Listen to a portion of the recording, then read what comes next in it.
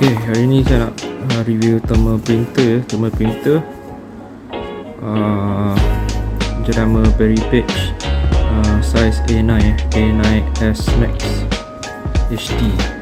Okay, yang ni saya pakai untuk print airway view untuk Shopee lah ya.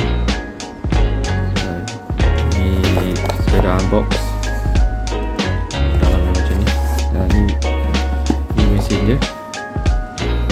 Ni internal ada bateri ya. On. Okay, kita tengok dia punya software.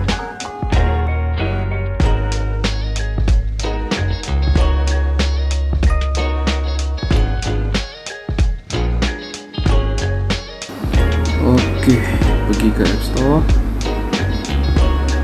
type Peripage, okay, install.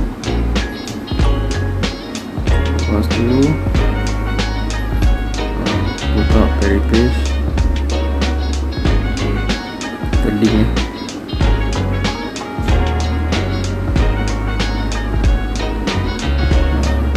A9S Max.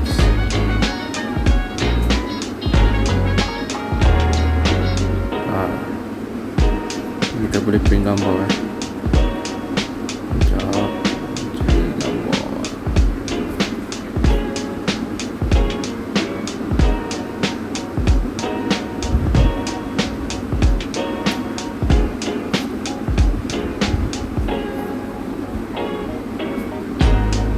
Okay, tekan print.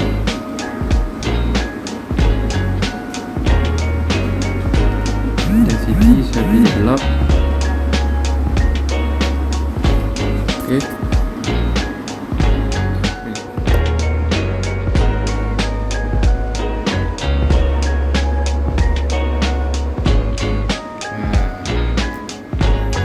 itu dah print keluar.